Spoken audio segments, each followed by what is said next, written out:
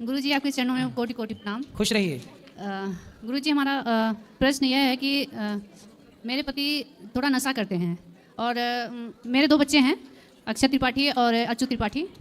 तो मैं एमपी को हूँ और मेरे पति मतलब 1 साल 2 साल चले जाते हैं कहीं भी, किसी भी शहर मतलब छोड़ के। आपको छोड़ के चले जाते हैं? जी। क्यों? बस इसका वो तो वही बताएंगे। तो कहाँ बात कराओ।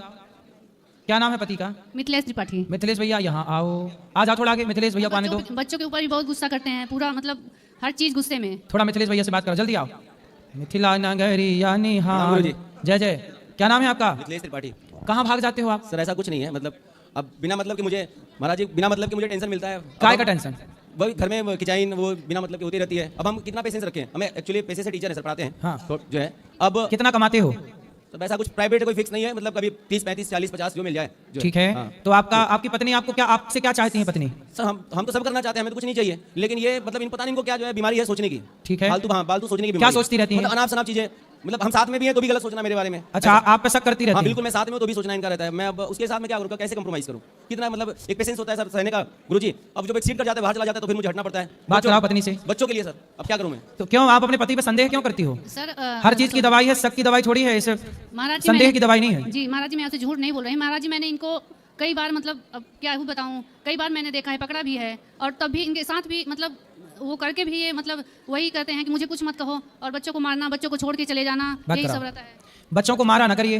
मैं हाथ तक नहीं लगाता हूं, बच्चे साथ में, आप पूछ लीजिए। तो आप और हाँ। ना तो इनको मैंने कभी मारा, यही जो है मेरे साथ जो है कभी कभी गलत तरीके से पेश आती है। अब ये नहीं तो ये कह रही है कि आप किसी के संग रहते हैं। सर ये आपके पास आई है, इनसे आप यही कहिए कि शांतिपूर्वक रहें मेरे साथ, कोई दिक्कत नहीं है। नहीं, पर कोई पत्नी ये थोड़ी चाहेगी कि मेरा पति किसी और के संग भी रहे। तो मैं क्यों जाऊंगा, मैं कहीं जाता ही नहीं हूँ। ये तो मैंने कहा कि सर गुरुजी ये शंका करना है। ये तो कह रही मैंने देखी है। रही बात नशे की, तो मैं केवल गुटखा खाता हूँ, मतलब वो सॉरी। नहीं, इन्होंने तो कहा कि मैंने देखा है आपको किसी के साथ। ऐसा कुछ भी नहीं है, मैंने तो अब ये तो इन्होंने अब क्या मैं झूठ बोल रहा हूँ, मैं क्या झूठ बोल रहा हूँ? ऐसा गुरुजी ऐसा कुछ नहीं है, लेकिन और आप ना देखो, यदि आप सही हैं, आपके सामने वो कह रहा हूँ गुरुजी कि मुझे ऐसा कुछ इसमें कोई इंटरेस्ट नहीं है। ये सही से रहें, अच्छे से रहें, तो मुझे कहीं जाने की जरूरत नहीं है। अच्छा आप कहीं मत जाइए, अपनी पत्नी के साथ रहिए। लेकिन ऐसा है ना, पत्नी को ये संदेह है कि आप किसी और के संग हैं। सुनो ध्यान से सुनो, पत्नी को संदेह है कि आप किसी और के साथ रहते हैं, तो आप इनका संदेह दूर कर दीजिए। आप किसी के साथ नहीं रहते, आप इन्हीं के साथ रहिए प्रेम से। गुरुजी मैं इनके साथ ही रहना चाह रहा हूँ और मैं इनको अपने साथ लेके आया हूँ, लेकिन जब से लेके आया हूँ तब से यही मतलब इनका रहता है कि जो है मुझे यहाँ नहीं रहना है, मुझे मेरा जो है शोषण हो रहा है या मुझे फ्रीडम नहीं मिल रहा है, जबकि मैं सब कुछ करता हूँ। तो इन्हें कौन सा फ्रीडम चाहिए? अब ये आप इनसे पूछो, बात कराइए, इनसे पूछिए कौन सा फ्रीडम? महाराज जी ऐसा कुछ भी नहीं है, ये सरासर झूठ बोलते हैं, प्रताड़ित करते हैं मुझे हर चीज के लिए। इसलिए मैं कहती हूँ कि किसके लिए प्रताड़ित? वो तो कह रहे हैं कि कुछ भी नहीं, जो कमाता हूँ आपके पास है सब। वो जबरदस्ती करते हैं। आप अच्छा जितना ये कमाते हैं पूरा आपको दे देते हैं? जी नहीं सर, मतलब कि कितना देते हैं वही आपको? देने के लिए तो भागते हैं ये सब। नहीं, कितना पैसा देते हैं आपको ये महीने? इनका रेगुलर कुछ है भी नहीं, कभी 20 पा गए, कभी 15 पा चलो गए। जितना पाए, पर पूरा देते हैं कि नहीं आपको? साथ में रहते हैं, जितना देंगे, और फिर उसी कारण ये भाग जाते हैं कि मुझे पैसा ना देना पड़े। तो आपको पैसा कितना देते हैं हर महीने? मुझे महीने का कोई फिक्स ही नहीं है महाराज फिर भी 10 लाख 20 लाख 10,000 20,000 कितना देते हैं? नहीं, अगर साथ में रहते हैं तो फिर ले लेते हैं, मतलब तो मांग लेते हैं, और उसीलिए फिर हर जगह घर पे परिवार में सबसे कहेंगे मुझसे पैसा ले लेती है, मुझसे पैसा मांगती है। और 2 बच्चे भी हैं महाराज जी, और इनके घर से भी कोई वो नहीं है। आप दोनों पति, देखो पैसा पति का हो वो आपका है, और जो आपका है वो उनका है, तो आप दोनों प्रेम से रहो ना। आप दोनों की सारी जिंदगी रहना, तीसरा कोई नहीं आएगा आपके जीवन में। महाराज जी मैं तो रही हूँ, इसीलिए तो मैं 2 साल 3 साल तक अकेले बच्चों के साथ रहती हूँ, नहीं तो कौन रहेगा? हाँ, बच्चों के साथ क्यों फिर रहूंगी? हाँ, बच्चों के साथ रहो और बच्चों को पढ़ाओ लिखाओ, और ये साथ में रहेंगे तभी तो रहूंगी। तो रह तो रहे हैं, कह तो रहे हैं कि ये आपसे अभी महाराज जी झूठ बोल रहे हैं, नशा भी करते हैं, इनका सब छुड़वा दीजिए महाराज जी। मैं आपके क्या नशा करते हो? हाथ जोड़ती हूँ बताओ। महाराज जी। गुरुजी मैं नशे में, मैं बता रहा हूँ, केवल जो है खैनी होती है वो मैं लेता हूँ, इसके अलावा कोई नशा नहीं करता, कुछ भी नहीं करता। गुटखा ये गुटखा खाते हैं? गुटखा भी नहीं खाता, मैं केवल खैनी खाता हूँ और कुछ भी नहीं करता, कोई नशा नहीं। क्यों? आप पत्नी से बात कराओ। कुछ भी नहीं करता गुरुजी। क्यों? क्या गुटखा क्या नशा करते हैं? महाराज जी ये सिगरेट भी पीते थे और पीते थे? आप तो नहीं पीते? नहीं, मेरे सामने तो नहीं, लेकिन इनका अन्य कोई भी नशा है, क्योंकि इनका आंख एकदम लाल रहता है। अरे अब और उनकी बहुत आंख जगह- लाल है तो तुम संदेह बहुत करती हो। आदमी कुछ नहीं खा पी रहा है, अब आदमी सोएगा नहीं, आंखें लाल होगी, तुम कहोगे दारू पी के आ गया। महाराज जी आंख लाल है तो दारू पी के आ गया, आंख लाल है सिगरेट पी लिया। महाराज जी- मतलब आपको मेरी आंखें लाल दिख जाए कभी आपको, तो कहोगे महाराज दारू पिए। नहीं, महाराज जी कभी भाई हम सोते नहीं, आंखें लाल हो जाती हैं, कभी कभी आंखें आ जाती हैं, आ गई तो लाल, और जब आ गई तो लो, आप कहोगे लो शराब पी के आ गए। महाराज जी तो किसी को प्रताड़ित करते हैं, मारना पीटना बच्चों को, ये नहीं तो मारेंगे, करना अब वो पक्का वादा कर रहे हैं नहीं मारेंगे, पर आपको संदेह, आप देखो संदेह तो बहुत करती महाराज जी हो, इनका झूठे नशा- आरोप लगाती हो। इनका नशा पत्ती सब छुड़वा दीजिए महाराज जी। लेकिन हमारे आप ना साथ- झूठा आरोप लगाती हो, ये बात सही है, आप झूठा आरोप लगा रही हो। गुरुजी मेरे ऊपर ये शंका करना बंद कर दें। मैं जो भी बातों से गुरुजी, अभी मेरी ज्वाइनिंग हुई है, अभी मैंने 65,000 पे अभी जस्ट ज्वाइनिंग हुई है जी। 10 जनवरी से मेरी ज्वाइनिंग है। हाँ। और मैं 1 रुपया गुरुजी अपने पास नहीं रखूंगा, ये सब ले लें, मुझे कोई आपत्ति नहीं है, लेकिन मुझे सुकून से जहां मैं रहता हूं वहां मुझे रिस्पेक्टेड तरीके से रहने दे, बस मैं ये चाहता हूं, इज्जत से रहने दे। और ये वो करने नहीं देती हमको। अब मैं कहीं पढ़ाने जाऊंगा गुरुजी तो वहां पे भी मेरा है, क्लास में मैं पढ़ाऊंगा तो वहां पे भी मेरा है, ये सारी बातें मैं कब तक झेलूंगा? तो क्या चाहते हो, घर पे बैठा रहे आदमी, कमाए ना? मैं छोड़ दूं बात कराओ। अब पढ़ाने जाएगा तो स्कूल में कोई टीचर मिलेंगी, महिलाएं मिलेंगी, तो बात ना करे। तो वहीं से तो इनका शुरू होता है भागना बात करके, वहीं से शुरू होता है। अरे ये आपको संदेह है? नहीं नहीं सर, कंफर्म है, हम आपसे झूठ नहीं बोल रहे हैं। नहीं, आप तो लाल आंखों वाला भी झूठ बोल चुकी हो। नहीं सर, झूठ नहीं बोल रहे हैं हम, आप मेरा विश्वास करिए। तो जी मैंने इनके कहने पे। अच्छा ये बताओ, जब ये पढ़ाने जाए तो ये जाके केवल चुपचाप बैठे रहे, कुछ बोले ना?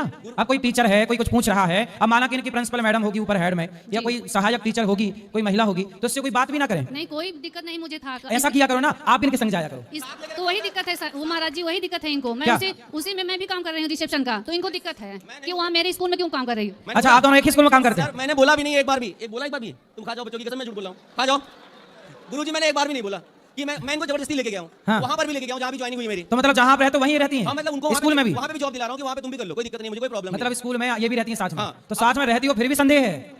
महाराज जी मैं अभी जब से ये हरकत करने लगे तब से मैं साथ में रह रही हूँ, और मुझे ये नौकरी करने नहीं देते हैं। अब यहाँ जहाँ है ये, यहाँ भी मुझे 15-20 हज़ार का मिल रहा है, लेकिन ये मुझे डिस्टर्ब करते रहते हैं। तो मतलब आप इनको केवल ताकने जाती हो, हैं? कोई लेना जाए? नहीं महाराज जी, ऐसा नहीं है। मैं बहुत परेशान हो चुकी हूँ, इसलिए मैं बोल रही हूँ।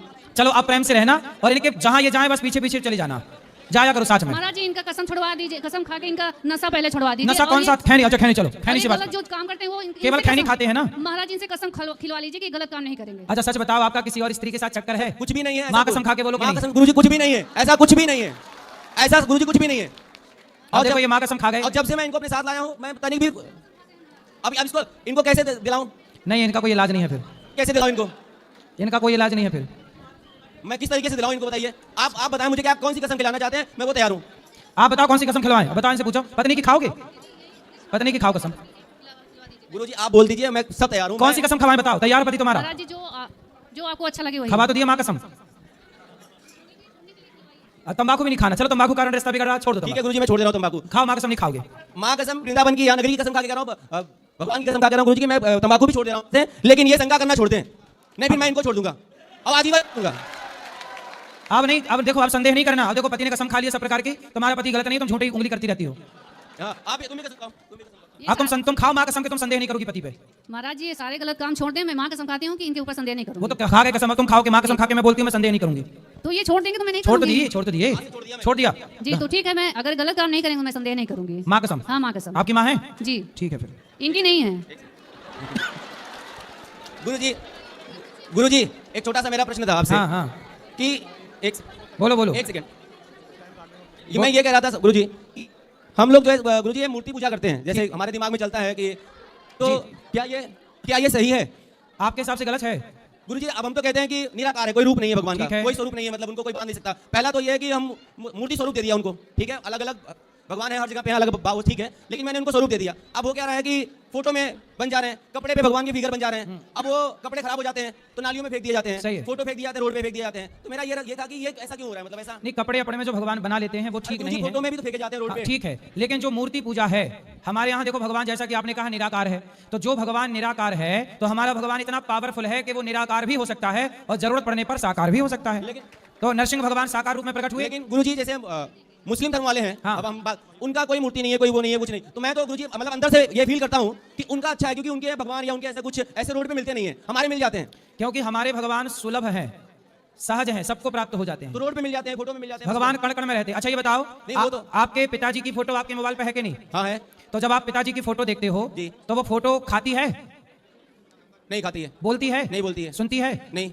लेकिन फिर भी उसे देखने से आपको अपने पिता की याद आती है कि नहीं? हाँ वो तो होता है। हाँ, जैसे आपके पिता की फोटो देखने से, आपकी माँ की फोटो देखने से आपकी माँ की याद आती है, ऐसे भगवान के विग्रह को, मंदिर में भगवान के चित्र को देखने से भगवान का स्मरण होता है। तो भगवान का बोधक है, भगवान का बोध कराती है वो तस्वीर, वो चित्र। इसलिए ईश्वर का चित्र होना बुरा नहीं है, उस चित्र को सुव्यवस्थित सड़क पर ना फेंक के विसर्जित किया जाए, वो अव्यवस्था है। इसका मतलब ये नहीं कि अब आप बोलो कि नहीं जी हम तो मानते नहीं। अरे भाई ऐसा है हमारे सनातन में, जैसे आपने कहा मुसलमानों के यहाँ कोई मूर्ति नहीं है, पर मुसलमानों के यहाँ भी तो मजारें होती हैं। जी। तो मजार क्या है? नहीं मजार तो है, लेकिन हमने मूर्ति पूजा तो नहीं करते। तो भाई उनके लिए मजार ही उनकी मूर्ति है या नहीं? उनके लिए भाई, उनके लिए उनकी मजार ही तो मूर्ति है, वह मूर्ति का ही तो काम कर रही है, वरना चादर कहीं भी चढ़ा दें, कहीं भी चादर क्यों नहीं चढ़ा देते? मतलब मजार भी उनके लिए मूर्ति का ही काम कर रही है कि नहीं? हाँ हाँ राधे। समझ में आ रही है? हाँ गुरुजी। इसलिए हमारे नरसिंह भगवान खंबे से प्रकट हुए थे कि नहीं? हुए थे। तो भगवान साकार हुए कि नहीं? हुए। फिर इसलिए साकार भी हैं और निराकार भी हैं। जहां जरूरत पड़ी निराकार की निराकार, जहां जरूरत पड़ी साकार की साकार। राधे राधे गुरुजी। क्या समझ में आया? मतलब यही कि भगवान ईश्वर है, मतलब स्वरूप है हमारे भगवान का। स्वरूप जरूरी है। आपकी माँ की फोटो में ना वो देखती है, ना सुनती है, ना खाती है, लेकिन फोटो देखने से माँ का ज्ञान होता है, माँ का बोध होता है। ऐसे भगवान के चित्र देखने से भगवान का बोध होता है। राधे राधे गुरुजी। राधे राधे।